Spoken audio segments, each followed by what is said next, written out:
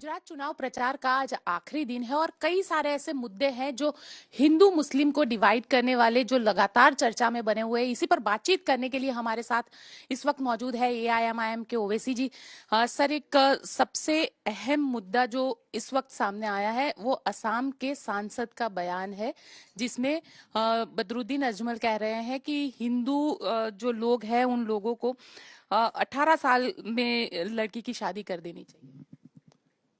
नहीं, देखिए, ये मैं इस बारे में मैं नहीं कह सकता कुछ भी, इसलिए कि ये एक इंडिविजुअल पर्सनल चॉइस होता है हर एक इंसान का कि वो शादी कब करे, और फिर वो उन्हीं का चॉइस होता है कि वो कब अपनी फैमिली को माने औलाद पैदा करेंगे। तो ये एक इंडिविजुअल चॉइस है और ये चीज़ मैं नहीं बोल सकता। उनकी राय हो सकती है, मेरी राय यह है कि हर आदमी को, हर महिला को, उसके हस्बैंड को, उनको चॉइस है कि वो कब शादी करें ना करें, कब अपनी फैमिली को पैदा करें, औलाद को पैदा करें, ये उनका इंडिविजुअल चॉइस है। सर, इसे इंडिविजुअल चॉइस आप कह रहे हैं, लेकिन उनका ये कहना है कि वो 2-3 गर्लफ्रेंड रखते हैं, शादी नहीं करते, नाजायज रिश्ते रखते हैं और 40 साल तक शादी नहीं करते हैं। देखिए, बदरुद्दीन भाई जो बोले हैं वो वही समझा सकते हैं। मैं उनकी तरफ से कुछ नहीं बोल सकता हूँ, मगर लिव इन रिलेशनशिप तो अलाउड है इंडिया में, अलाउड हो गया, लिव इन रिलेशनशिप अलाउड है, 377 जा चुका है। तो अब ये बदरुद्दीन भाई क्यों बोले हैं, किस कंटेक्स्ट में बोले हैं, क्या उनसे सवाल किया गया था, मैं समझता हूँ कि मुझसे ज़्यादा काबिल और बेहतर हैं वो उसका जवाब दे पाएंगे। सर, आज सुप्रीम कोर्ट में भी एक मामला चला जो गोधरा में जो दंगाई थे उनको पत्थर मारने वाला मामला है, जिसमें सॉलिसिटर जनरल तुषार मेहता ने ये कहा कि जब पत्थर मारे जा रहे थे उसी वजह से वो लोग जो ट्रेन के डिब्बे में लोग थे वो बाहर नहीं आ पाए। उसको लेकर आप क्या कहेंगे? अब चुनाव है तो इसलिए 20 साल पुरानी तमाम बातों को भाजपा कोशिश कर रही है खुरेदने के लिए, निकालने के लिए। अब इंटरेस्टिंग ये रहेगा कि अब जब रिव्यू पिटिशन बिल्किस बानो ने डाला है तो मोदी सरकार बिल्किस बानो के सपोर्ट में खड़े रहेगी या उसके रेपिस्ट के सपोर्ट में खड़े रहेगी, ये देखना पड़ेगा। सर, लेकिन साथ ही ये कहा कि ये महज पत्थरबाजी का मामला नहीं है, ये जानबूझकर की गई एक साजिश का मामला है।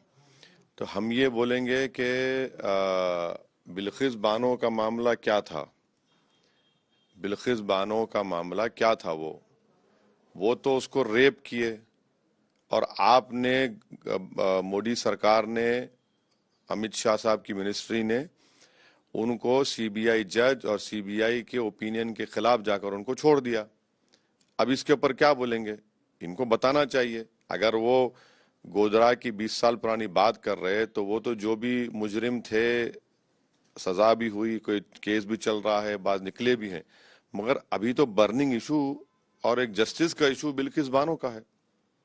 सर, लेकिन गुजरात के चुनाव में 2002 20 साल बाद एक बार फिर मुद्दा बना और दंगों को का जिक्र हुआ, अमित शाह हो या प्रधानमंत्री नरेंद्र मोदी, कर्फ्यू नहीं लगने की बात कही कि दंगे हुए, गुजरात में दंगे होते थे, कांग्रेस का जब शासन होता था दंगे नहीं हुए क्योंकि यहाँ पे बीजेपी का शासन है। तो आपको याद होगा 2020 में जब दरियापुर असेंबली कॉन्स्टिट्यूंसी में जब कोविड चल रहा था तो उस कॉन्स्टिट्यूंसी के अंदर वहां के एक प्रेसिडेंट कांग्रेस के एमएलए के 5-10 कदम के फासले पर पुलिस ने घुसकर वहां पर लोगों को मारा, पीटा, कर्फ्यू का माहौल पैदा कर दिया, 28 लोगों को जेल में डाला, एक 60 साल के बूढ़े को इतना मारा कि वो बेहोश हो गया था। फिर आप देखते हैं कि कर्फ्यू नहीं लगा, मगर मोरबी का ब्रिज गिरता है, 140 लोग मर जाते हैं, वो ओरवे कंपनी का और म्युनिसिपल कमिश्नर गिरफ्तार नहीं होता। खेड़ा में उन बच्चों को महज इल्जाम के ऊपर बीच चौराहे पर लाकर उनको मारा जाता है, पीटा जाता है, कर्फ्यू नहीं लगा। तो ये भी फैक्ट है, इसमें कौन इसको डिनाई कर सकता है। लेकिन 2002 के दंगों का जिक्र करना और वेजलपुर में जाके खुद गृह मंत्री ये कहते हैं कि आप बॉर्डर सीमा पर है और यहाँ से अगर आप चाहे तो किसी को भी अंदर नहीं आने दे सकते। मतलब कुल मिला के अगर देखें तो हर तरीके तो से एक मुस्लिम वेजलपुर में जो नेशनल हाईवे 8 है, मैं आज अमित शाह साहब को चैलेंज कर रहा हूं कि एमपी है वहां के, वो क्यों डिस्क्रिमिनेशन करते हैं मुस्लिम बाहुल इलाकों से, वो और उनकी सरकार। नेशनल हाईवे 8 में एक तरफ आप देख लीजिए कि वहां पर टीपी हो चुका है, हाँ, और वहां पर स्कूल है, वहां पर पार्क है, वहां पर साफ पीने का पानी है, वहां पर गंदगी नहीं है। जो मुस्लिम बाहुल इलाका है वहां पर कचरे के पहाड़ हैं, गंदगी है, टीपी नहीं लाया जाता, और टीपी लाने की बात हुई तो बोलते कि ऐसा तोड़ के लेकर जाएंगे। और वो बॉर्डर क्रिएट करे हैं, भाजपा क्रिएट की है बॉर्डर। वो देश के अंदर अमित शाह के पार्लियामेंट कॉन्स्टिट्यूंसी के अंदर वेजलपुर में उन्होंने एक बॉर्डर क्रिएट कर दिया। वैसा ही बॉर्डर आपको दिखेगा गोधरा में, यानी रोड अंडर ब्रिज बन गया मगर उसका उद्घाटन या इनॉग्रेशन नहीं होता क्योंकि वो मुस्लिम बाहुल इलाके से जाता है। पानी की, साफ पानी की लाइन वहां पर नहीं जाती है। तो ये भाजपा का ओपन डिस्क्रिमिनेशन है। आप चलिए जहां पर दलित और मुस्लिम रहते हैं या आदिवासी रहते हैं, कौन सा डेवलपमेंट हुआ बताइए हमको। क्या ह्यूमन डेवलपमेंट इंडिकेटर्स वहां पर है, किस तरह से लोग जिंदगी गुजार रहे हैं। 6-6 फीट की गलियां हैं, गंदगी है, कुछ नहीं है वहां पर। तो मैं खुद फिर रहा हूं ना, मैं तो पैदल फिर के देख रहा हूं, जाकर देख रहा हूं, तो मैं खुद अपनी आंखों से देखा हूं, इसलिए आपसे कह रहा हूं। साथ ही 2002 के दंगों का जिक्र करते हुए योगी आदित्यनाथ ने ये कहा कि दंगे हुए, संकल्प किया 2024 में वो जनवरी में संकल्प भी पूरा होगा, राम मंदिर भी वहीं पे बनाया जा रहा है। 6 दिसंबर को किसने सुप्रीम कोर्ट को जाकर झूठा वादा किया था, और झूठा वादा करने के बाद आपने कहा कुछ नहीं होगा, बाबरी मस्जिद को आपने शहीद कर दिया। अगर 6 दिसंबर 1992 को बाबरी मस्जिद शहीद नहीं होती तो फिर कोर्ट का जजमेंट क्या आता। मैं आज भी कह रहा हूं कि मुझे सुप्रीम कोर्ट के जजमेंट से डिसएग्री करता हूं मैं, क्योंकि वो जजमेंट जो सुप्रीम कोर्ट ने दिया है, मैंने उस वक्त भी कहा था, आपके चैनल पर भी कहा, हर जगह कहा कि वो फेथ की बुनियाद पर, आस्था की बुनियाद पर दिया हुआ फैसला था, और उसके बाद कई इश्यूज खुल जाएंगे। अब आप देख रहे हैं काशी का मसला चल रहा है, मथुरा का मसला चल रहा है। अगर 6 दिसंबर को बाबरी मस्जिद को डिमोलिश नहीं किया जाता तो कोर्ट का जजमेंट क्या आता। और अफसोस की बात यह है कि जब ट्रायल कोर्ट ने कहा कि कोई मुजरिम नहीं है उसका, भाजपा अपील भी नहीं करती उसके खिलाफ। लेकिन गुजरात के चुनाव में इस मुद्दे को लाना, आपको लग रहा है कहीं ना कहीं मुस्लिम तुष्टीकरण या हिंदू तुष्टीकरण की राजनीति? अच्छा, तुष्टीकरण की बात कर रहे हैं ना मैडम, मैं आपको गुजरात सरकार का डेटा देता हूं कि मुस्लिम तुष्टीकरण अपीजमेंट कितना हुआ है। Percentage of Muslim enrolment primary school में 8.81, आबादी है 9% के ऊपर। अपर प्राइमरी एनरोलमेंट है 8.57, और जब हायर एजुकेशन मुसलमान जाता है 2.89 हो जाता है। ये अपीजमेंट कर रहे हैं आप मुसलमानों का।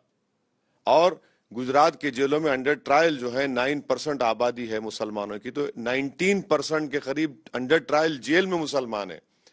एम्प्लॉयमेंट में गवर्नमेंट कितने, 1% है। कौन सा अपीजमेंट हो रहा है? आप तो बर्बाद कर रहे हैं।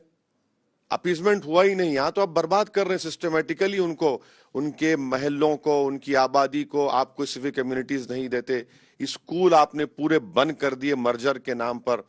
और ये डेटा क्या है फिर बताइए? ये आपका ये अपीजमेंट है या आपका फिर डिस्ट्रक्शन है एक कम्युनिटी के लिए?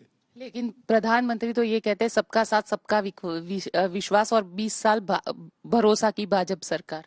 हम ये डेटा दे रहे हैं ना, ये डेटा दे रहे हैं। 8.81 मुस्लिम एनरोलमेंट प्राइमरी में, अपर प्राइमरी में 8.57 और हायर एजुकेशन में 2.89। ये झूठ है क्या?